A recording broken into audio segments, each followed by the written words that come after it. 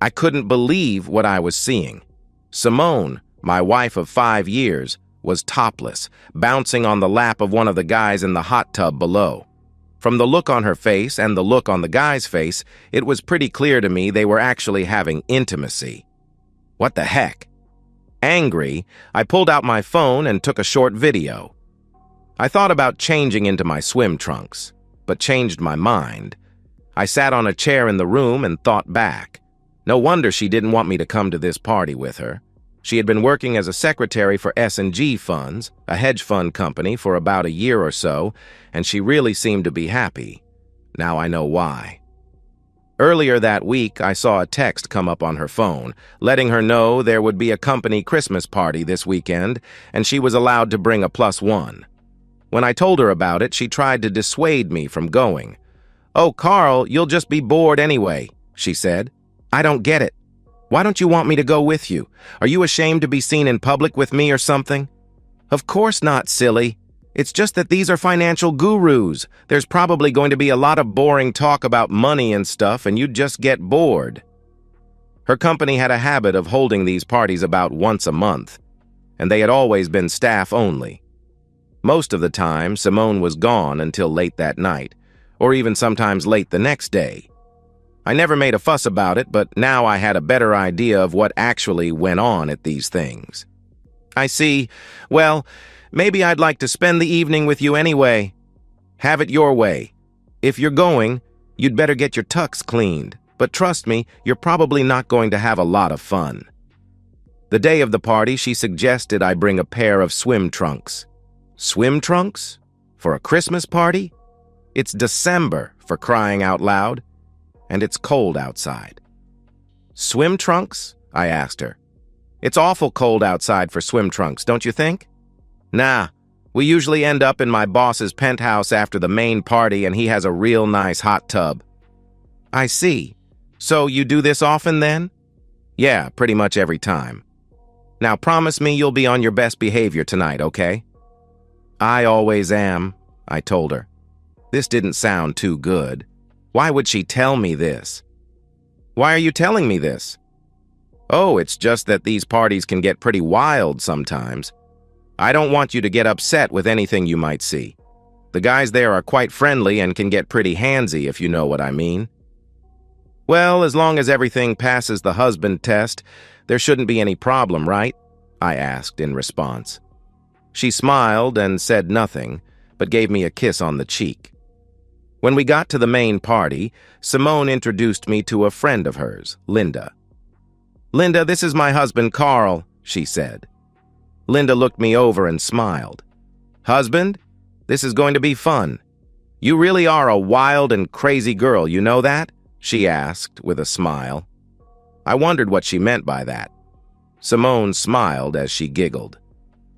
"I gotta go mingle, sweetie," Simone told me. "Could you get me something to drink? Maybe some wine?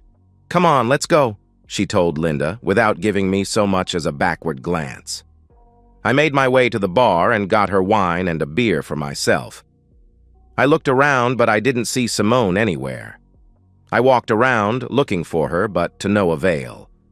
After a half hour, I sat at an empty table and hoped she would come look for me. In the meantime, I watched as everyone danced and had a general good time.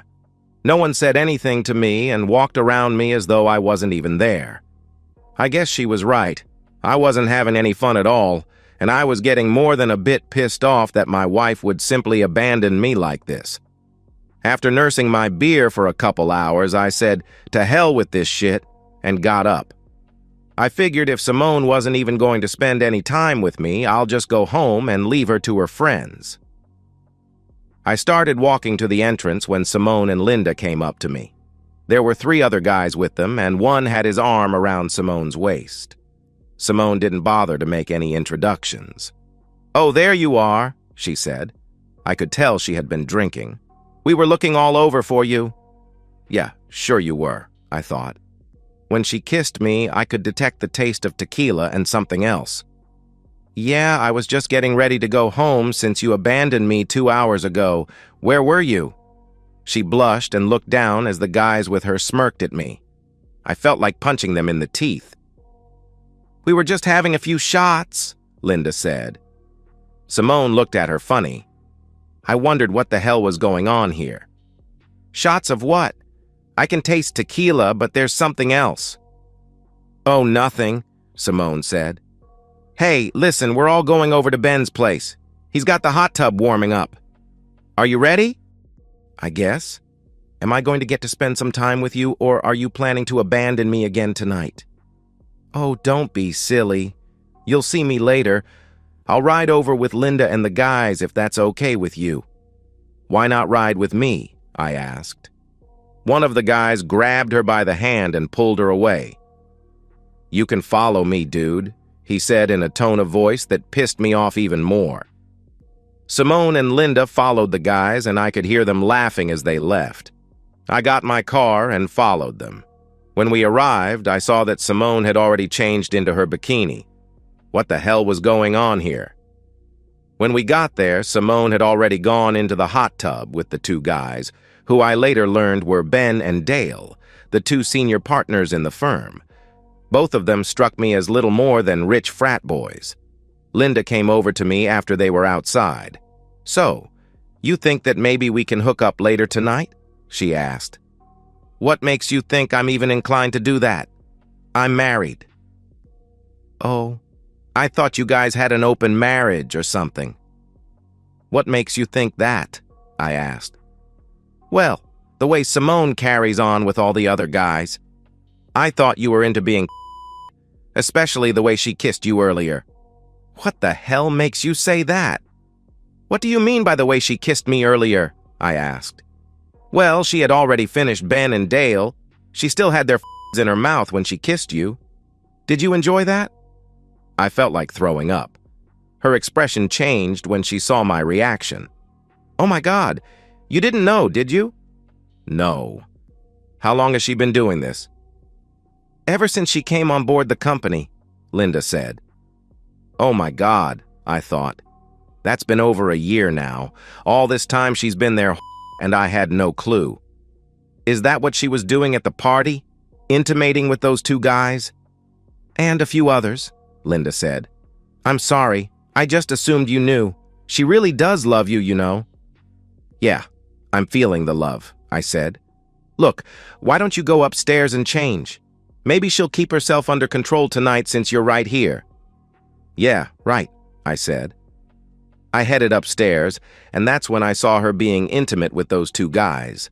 As much as I loved her, there was no way I was going to tolerate this. I decided to confront her about this and went downstairs.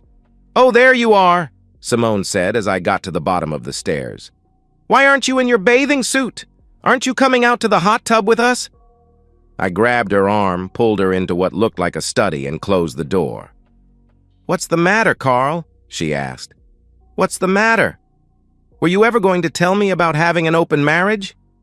What? She asked. That's what Linda told me, I said.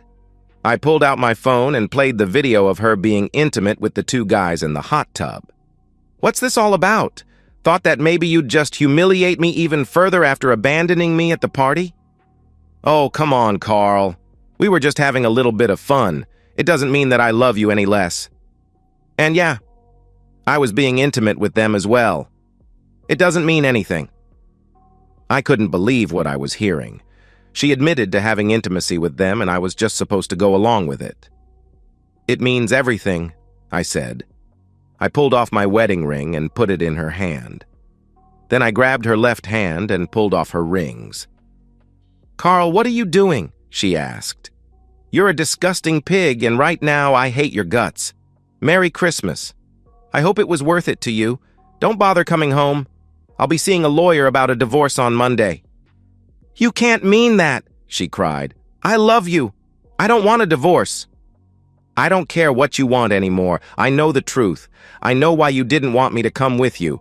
I won't be your Goodbye, Simone. I turned and left. One of the guys, I don't know which, called after me. Hey, brah, you leaving already? You know, that's one hot wife you got there. Glad you like her. She's all yours from now on. I left the penthouse, went downstairs to my car, and drove home. Simone began calling and texting me after I left, but I ignored her calls. When I got home, I deleted her messages and blocked her number. I changed out of my tux, grabbed some trash bags, and began tossing her clothes and things into them. I put them into her car and pulled it out of the garage. I removed the garage door opener and changed the code so she couldn't get back inside. By then, it was about 2:30 a.m., and I was dead tired.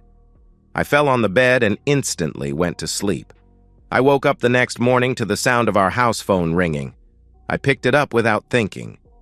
"Yeah," I said when I answered. "Carl, it's me," Simone said. "Please come get me." "Heck you, you're not my problem anymore." "Carl, please, we have to talk," she begged. "No, we don't. If you have anything to say, you can say it through my lawyer. You do need to come get your car out of my parking space. I've already packed all your shit in it," I told her before hanging up. She called right back, but I unplugged the house phone. I had no desire to ever see her face or hear her voice again. I fell back on the bed and went to sleep, plugging the phone back in when I got up. That afternoon, after I finally woke up enough to be coherent, I looked and saw that her car was gone. Good. Maybe she finally got the message. I started looking online for a divorce lawyer and read all I could find about the divorce laws in our state. This was a community property state, but we didn't own any real estate, so that wouldn't be an issue. We had no children, so there would be no child support. She made as much, if not a little more than me, so I didn't think there would be any alimony. I also found that while most divorces in this state were no fault, there was a provision to file on the basis of adultery, cruelty, or abuse. That would make the divorce more costly and take more time to resolve, but I didn't care about that.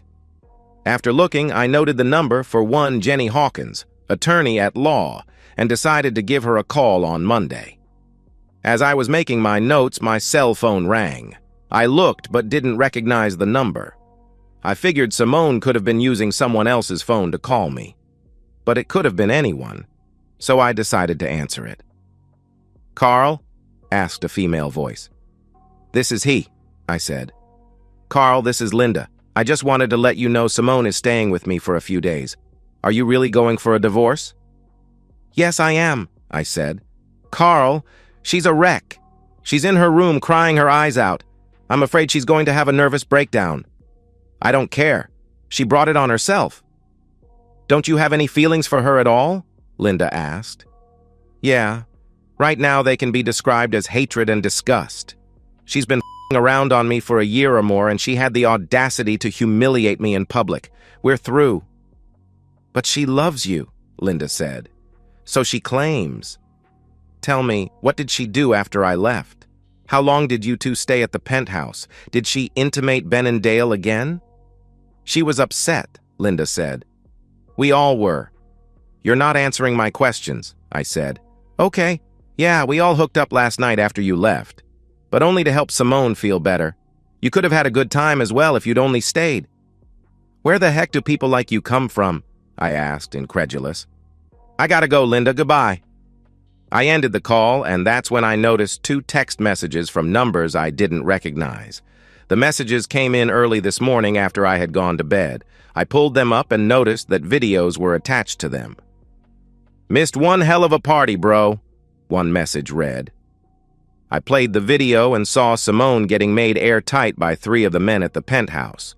I recognized Ben and Dale, but didn't recognize the other. Linda stood next to them, naked. The man I didn't recognize looked into the camera and spoke. "That's quite a wife you have there, brah," he said with a shit-eating grin. "Too bad you weren't here. You could have had a great time." They all laughed as he said that. Even Simone laughed. Yeah, I thought. So much for loving me. The second video was similar, but it ended with Ben smearing his on my wedding ring while Simone held it in her open hand. She looked at the camera with a smirk and licked it off my ring. My resentment for her only intensified. I transferred the videos to my PC and made a copy for the lawyer. I thought about sending the videos to all of her friends and her family, but decided against it, at least for now. The info I got from Jenny's website indicated that I needed to be very careful about how I reacted to her actions. Any negative reaction on my part could easily undo my case, her site warned. Okay, so I decided to hold off for the time being. I didn't hear anything from Simone or Linda the rest of that day or the next, which was a good thing as far as I was concerned. I spent the rest of the weekend exorcising Simone's presence from the apartment. On Monday, I called my boss, explained the situation, and took a few days off for vacation. I knew I would be basically worthless, and my boss understood. He had gone through a divorce from a cheating wife, so he understood how I felt. I called Jenny's office and arranged for an appointment that afternoon. On the way to my appointment, I stopped at the bank and did everything I could to separate her from our joint account. I paid off her joint credit card, then canceled it. I took out half of everything and opened a new account in my name only. Jenny explained the divorce laws in our state and asked if I wanted to pursue an alienation of affection lawsuit against her bosses. She explained that it might not go very far, but there was always a chance, given the evidence I had. I told her to do what she thought best. "Where would like them served?" she asked me. "At their office," I said. I wanted them to experience a bit of the same public humiliation they had heaped on me this past year. She nodded her head and made notes. When we finished, I paid a retainer and then headed home. On the way, I got a call from Linda. "Hello," I said when I answered. "Carl, would you be willing to meet with Simone and me someplace this afternoon?" she asked. "Not really. I just finished seeing my attorney and she suggested I stay away from her. If she has something to say, she can do it through my lawyer. Would you like her contact information?" "Hold on," she said. I could tell she had placed one hand over the phone, and I could hear her talking to someone, but the voices were muffled. A few moments later, she came back on. "I guess that'll have to do," she said quietly. After I gave her Jenny's contact information, she tried to lobby for Simone one last time. "She really does love you, Carl, and she's willing to make this up to you. Can't you please find it in your heart to forgive her?" Well, she has a damn funny way of showing her love. And how exactly will she make this up to me? Can she herself? Can she turn the clock back a year? I don't think so. The answer is no. I will never forgive her for what she did. Okay, if that's the way you want it. I'll pass that on to her, but you know you're going to have to talk to her sometime.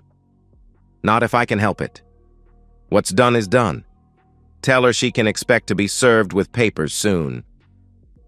I ended the call and drove the rest of the way home, stopping only to pick up a 12-pack of beer and a couple of packs of cigarettes. I had stopped smoking when we first got married, but I felt that I needed to do something to keep from punching holes in the walls. Shortly after I got home, the house phone rang. I answered, wondering who was calling now. "Hello," I said. "Mr. Jacobs, this is Ben Carlson, your wife's employer," the young male voice said. I recognized the voice from the party. He seemed to have adopted a more professional tone now that he was back in his place of business. "I know who you are, Ben. What do you want?" "Look, I know you're upset about what happened Friday, and I want you to know that we all thought you were okay with your wife's activities at the company gatherings," he said. "So you knew she was married during all this?" I asked. "Yes, but honestly, she told us you guys had an open marriage and that you were okay with what she was doing." "And you never bothered to ask me about it?" I asked. "I didn't think I had to," he said. "And the videos you guys sent me Friday night? What was up with that?" "Those videos were her idea. Look, I'm really very sorry about all this. Is there anything I can do to make it up to you?" "Yeah. You can let me kick your balls into the middle of next week after you testify against her in court. Oh, and I intend to sue you for alienation of affection. If you really want to make it up to me, you'll accept my terms without any argument. Anything else?" "You're really suing us?" he asked. "Yes, especially since you've been violating your own moral clauses for the last year while you've been destroying my marriage." Look, man, this was all just in fun. We didn't intend to destroy your marriage. Well, what did you think was going to happen? Did you honestly believe I would just sit back and applaud you for being with my wife and treating her like an object? It sounds like you've been reading too many stories online. Look, man, we can work through this. A lawsuit like that could ruin us. Not my problem. You shouldn't have turned my wife into your play toy. Goodbye. I slammed the phone down and grabbed a beer, then headed to the balcony for a smoke. I didn't hear anything from the cheaters until Wednesday, when they were served at Simone's office. I don't believe you actually did it, Linda said. You didn't even give her a chance to explain. Do you have any idea how humiliated she is right now? I really don't give a blip. She didn't care about humiliating me with her cheating, so I simply don't give a blip. Goodbye, Linda. Don't call here again, I added, slamming the phone down. God, that felt so good. A few moments later, I got another call. I recognized the number as coming from Ben's office. What? I yelled as I answered. You coward, he hissed. I'm going to get you. How dare you sue me? Simone wanted to be with all of us, you fool. Maybe you should have treated her better. Go ahead, jerk, I said. How dare you mess up my life? Now I'm going to ruin yours. I slammed the phone down and called Jenny to tell her about Ben's threat. Good, she said. I'll file for a temporary restraining order against Simone as well as her cohorts today. I'll make sure you get a copy of the order. Remember what I said. Don't do anything stupid. What if he comes after me? I asked. Make sure that you have witnesses and don't instigate anything, she said. I understood what she meant. Later that afternoon, there was a knock on the door. True to her word, Jenny had filed the TRO and a courier had just delivered my copy. I decided to hedge my bets somewhat and purchased a small motion-activated camera to cover my front room. I also had a nice Louisville Slugger close to the front door just in case. I figured if Ben or his accomplices intended to make good on their threats, I needed to have something for evidence, and I needed some means of protection. Things remained relatively peaceful for the rest of the week. Thankfully, I didn't hear anything from Linda, Simone, or her boyfriends. Until Saturday night, that is. I was sitting on my balcony nursing a beer and a cigarette when I heard my doorbell. That was followed up by pounding on the door. I ground out my cigarette and went into the front room and looked out the peephole in the door. Sure enough, it was Ben, and I could make out someone with him. The pounding continued. Open up, Jacobs, I can hear you in there. Open up so I can kick your back. You're violating a restraining order. I'm calling the cops right now, Ben, I said as I dialed 911 on my phone. You wouldn't dare. Open up now, goddammit, he yelled. Take your medicine like a man, you little wimp. When the 911 operator came on, I told them what was happening at my door. We've gotten a couple of calls for that area and have already dispatched a couple of cruisers to your location. In the meantime, do not open the door until officers arrive. Thank you, I said before ending the call. The pounding continued and I began to wonder if he was going to break the door down. I clutched the bat tighter and waited. God damn it, open up before I break this door down, he yelled as he pounded on the door. I heard a commotion and looked through the peephole. I saw two very large police officers putting cuffs on Ben and the other man with him. One of the officers knocked on my door. Police, the officer said. I opened the door to see the two men in cuffs. Ben looked at me as the officer led him back to his cruiser. I'm not finished with you, wimp. I'm going to come back and kick your back. I looked back at the officer. Do you know this man? He asked. I nodded my head and showed him the copy of my TRO. He read it over and spoke on his radio before addressing me again. We'll be taking them downtown. They'll be spending the night with us. Can you tell me what this is all about? He took copious notes as I told him my story. Thank you for your cooperation, he said when I finished. I don't think he'll be giving you any more trouble for a little while. I closed the door and locked it before heading back out to my balcony with a fresh beer. The next day, the news of Ben's arrest hit the papers. Hedge fund CEO arrested, the headline read. The short story below didn't go into a lot of detail, but something told me this was just the beginning of his downfall. Over the next few days, more articles came out saying that a number of S&G's clients were leaving the company.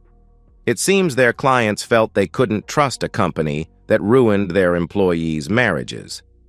Naturally, this had an impact on the company's bottom line. Good, I thought. I went back to work the following Monday. It was difficult, but I managed to get some work done. I never heard from anyone for about 3 weeks. Then I got a call from Jenny. "Good morning, Carl. How are you holding up?" "About as well as can be expected." "Any word from Simone?" "Yes.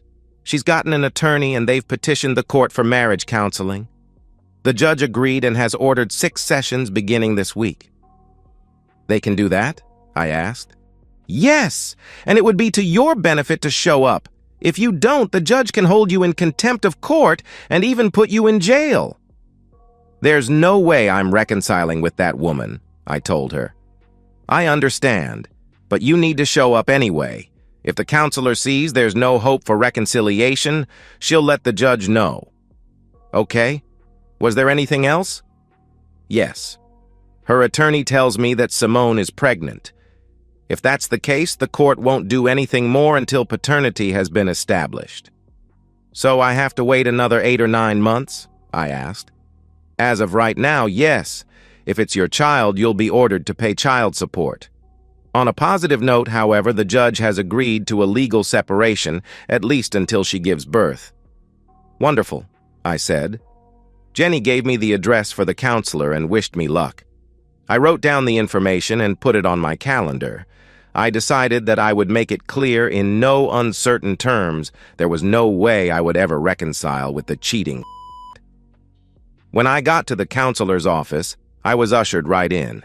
A somewhat older woman looked at me over her glasses. Simone sat across from her in a love seat looking somewhat forlorn. I had a very bad feeling about this. The counselor introduced herself as Dr. Abigail Farnsworth and indicated I should sit next to the wife on the love seat. I chose instead to sit in a smaller wooden chair placed at a 45-degree angle to the love seat. "Good to see you could make it, Mr. Jacobs," she said. "I understand I have no choice," I said, crossing my arms in front of my chest. "True still. I'm glad to see you here." She turned to Simone. "Tell me, Mrs. Jacobs, what do you hope to get from these sessions?" "I want to get back together with my husband. We're going to have a baby and I want to be a family again." I snorted in derision as she said that. Abigail looked at me. "And what do you hope to get out of these sessions, Mr. Jacobs?" she asked. "What I want is for you to realize there's no way I'm reconciling with that," I said, nodding my head in Simone's direction. I saw her recoil when I did that. Abigail nodded her head. "Not even for the sake of the child?" she asked me. "I honestly don't think it's my child. If by some miracle it is, I'll pay child support and I'll do everything I can to be a father to it. But there's no way I'm reconciling with her. Period. End of sentence." "Not even for the sake of the child?" she asked. I pulled out my phone and brought up the videos that were sent to me. I showed them to Abigail. She was clearly disgusted with what she saw. When they finished, I put my phone back in my pocket. "I see you're married, Doctor. Tell me, if that was your husband in those videos instead of her, would you want to reconcile? And what if you learned he had been doing that to you for more than a year and actually did it in front of you? Would you reconcile then? This isn't about me. This is about the two of you. And now you have a little one to think about." "Wrong, Doctor. She has a little one to think about. I don't believe her child is mine. In fact, I'd be willing to bet on it. I would like a few answers from her, though." Abigail thought for a moment, then nodded her head and looked at Simone. "I think he's entitled to some answers, don't you?" she asked Simone. She looked down, sheepish, her face burning with embarrassment. She finally looked up at me before answering. "I guess so," she said. Abigail looked at me before speaking. "The floor is yours." she told me. I nodded my head in thanks and turned back to Simone. The night of the party, you knew what was going to happen, didn't you? I asked. She nodded her head. Yes, she said. And that's the real reason you didn't want me to go with you, isn't it? I asked. Yes, it is. I tried to warn you that you wouldn't have any fun. And you were right. It was the absolute worst night of my life. When you kissed me at the party, you deliberately made sure you had those two men's in your mouth when you did, didn't you? Her face burned red for a bit. Yes, I did, she said. Why? Did I do something to deserve that kind of humiliation? You did nothing. We just thought it would be wicked and exciting. So all of you planned to humiliate me, didn't you? I asked. And you intended to humiliate me even further at Ben's place, didn't you? Yes and yes, she said sheepishly. How long have you been screwing those guys? I asked. Pretty much from the time I joined S&G, she said. Again, why? I asked. She shrugged her shoulders. Because I liked it. It was fun. It was naughty and exciting. They made me feel good. How many times did you give me or kiss me with their fluids still in your mouth? I asked. I don't know. A few I felt like throwing up after hearing that, but managed to keep myself under control. How many men did you have intimacy with since you started there? Not counting me, I said. I don't know. Maybe 4 or 5 dozen. 4 or 5 dozen, I asked, shocked. You've been intimate with 48 to 60 other men over the last year? My God, woman, are you out of your mind? Haven't you heard of STDs? What, were you trying to kill me off with something? Do you even know who the father of this child is? Not 100%, she said. But you expect me to raise it and pay for it, don't you? You're a real piece of work, you know that? But I love you, she said quietly. Well, I don't love you, I said, my anger building. Not anymore. In fact, I hate your guts right now, and I hope you rot and die of AIDS. Both of them looked at me, shocked. Simone looked as if she was about to start crying, but I didn't care. In fact, I wanted to hurt her even more with my words and started to say something else, but Abigail stopped me. That's enough, Mr. Jacobs. You've made your point. I see you're determined to throw away 5 good years of marriage. I didn't throw anything away. She did. The first time she spread her legs for another man, and it wasn't 5 good years. 4, maybe. The last year, she wasn't really my wife. She was just a fluid dump for everything she could get her hands on. You heard her. She screwed 48 to 60 men over the last year. She doesn't even know who the father of her child is. No, I will never, ever reconcile with that. All right. I think we've heard enough for today, Abigail said. I want to have a session with each of you on an individual basis, then we'll go from there. We scheduled our appointment for the next week and left. I heard Simone call out to me when we got to the parking lot, but I ignored her and went to my car. As I pulled out, I saw her slumped over her steering wheel, sobbing. Good, I thought. Let her feel some pain for once. That night, I got a call from a very angry Linda. I hope you're happy, she yelled. What do you mean? I asked in response. Simone is in the hospital. She had a miscarriage. She told me what you said and the way you treated her. So what do you want? Sympathy? I simply told the truth, which is a lot more than she did this last year, I said. Didn't you hear what I said? Your wife is in the hospital. Don't you care about that? Frankly, no, I don't, I told her. My God, you really are a bastard, she said quietly. Well, you guys only have yourselves to thank for that, I said. The very least you can do is go down and give them your insurance information. Legally, she's still your wife and you'll end up getting the bills anyway. I calmed down for a moment and remembered what Jenny told me. All right, what room is she in? Linda gave me the information and I went to the hospital. When I got there, I made my way to her ward and conferred with the nurse. I gave them my insurance information and briefly spoke to the doctor. Any idea what caused this? I asked the doctor. He shook his head. It's hard to say. There's a number of things that can happen in a pregnancy. How far along was she? I asked. I'd say maybe 9 or 10 weeks along, he said. That meant it was possible the child could have been mine. I would never know, however. It didn't matter, though. As far as I was concerned, her miscarriage only meant the divorce could proceed. How is she doing? I asked. She'll be okay. I want to keep an eye on her for a little bit, but she'll be able to go home in a couple hours or so. Thanks, I said before going into her room. She looked like hell, lying there in the bed. She looked at me with tears in her eyes. Linda stood at the end of her bed. Are you happy now?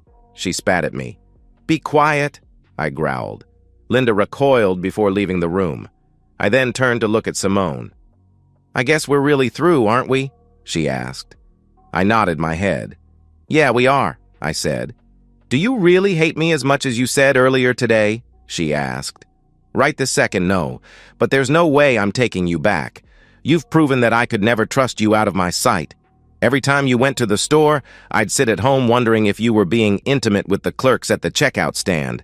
Besides, I simply can't get past your blatant disrespect. I don't get it. I treated you like a queen all those years. Did I do something to make you turn your back on me all of a sudden? No, she said. You were the best husband and lover a girl could want. Obviously not, or you would have told those clowns to bug off. It wasn't you, it was me. They brought out the bad woman in me and told me that every guy wants to see his wife get taken by other men. I guess I just bought into their bullshit. I saw the other girls doing it and thought, why should I miss out on all the fun? And that's all it was, just fun. Yeah, I said. It's all fun and games until the spouse finds out. I waited a few moments before continuing. Look, the divorce is going to happen, no matter what you do. All you're doing is wasting your time and money. End this charade and move on, okay? We're done. I'm never taking you back. All right, she said quietly, tears falling down her face. I'll tell my lawyer tomorrow. And don't ask if we can be friends, I said. I don't see that happening. The tears kept falling down her face. I'm really sorry, she said quietly. I looked at her for a few moments. Yeah, I said as I began to leave her room. Goodbye, Simone. I could hear her cry as I walked away. Tough shit, I thought. Good riddance. A few days later, I got a call from Jenny. True to her word, Simone dropped all of her objections to the divorce. Abigail wrote a report that said reconciliation was impossible. She included a suggestion that I go through anger management, however. The judge agreed and made the same recommendation, although she fell short of making it an order. Jenny managed to get settlements from S&G funds as well as Ben and Dale about a month later. She handed me the largest check I had ever seen in my life. That's minus my take, of course, she said. Of course, I responded. I deposited the check and went on with my life such as it was. S&G, or Sodom and Gomorrah, as I tended to think of it, closed its doors about 6 months later. It seems that its customers felt they couldn't trust the company with their money. Wonder why, I asked myself. I never heard from Ben and Dale after that day at the apartment. They both spent 30 days in the county jail for their stunt and apparently didn't want to go back. Their reputations in the community were destroyed, and they left for greener pastures on the West Coast. Simone and Linda continued living in the same apartment and ended up working in a strip mall retail store, one of those places that specialized in women's clothing and cosmetics. I saw them around from time to time, but never acknowledged their presence. I stayed single and dated periodically over the next couple of years. I finally met Claire Hansen, a recent divorcee, and we dated for a few months, each of us taking it slow and easy. Like me, she had been burned by a cheating spouse and was still hurting from that. I understood her pain and did all I could to support her. The first few weeks, all we did was talk or go out for dinner and a movie. She was a bit more fragile than I was at the time. We spent a lot of time holding hands and walking through the park. I was quite attracted to her and decided to let her make the first move. One night, after a delicious lasagna at her condo, she looked at me as if studying a specimen under a microscope. "Do you find me attractive?" she asked. I smiled and looked her in the face. "I find you very attractive, in more ways than one. Why?" "I was just wondering. You've never made a move on me. I was beginning to think that maybe you don't like girls." "Oh, I like girls just fine. It's just once burned, twice shy, I guess." "I can understand that. But we're not all like your ex-wife." "True. And we're not all like your ex-husband. I happen to believe in the sanctity of marriage." She smiled. "I know you do. I hope you realize I feel the same way." "I do," I said. "So, what are you going to do with this little bit of information? Do you think you could manage to do more than give me a kiss on the cheek?" "Where would you like me to kiss you?" I asked, teasing her. She slowly lifted her dress over her waist. She gave me a sultry smile. I smiled and got down between her legs. Oh yeah, things were definitely looking good. And so, we've reached the end of today's story. Was it what you expected, or did it take a twist you didn't see coming? I'm curious to hear your thoughts. Share them in the comments below, and let's get a conversation going.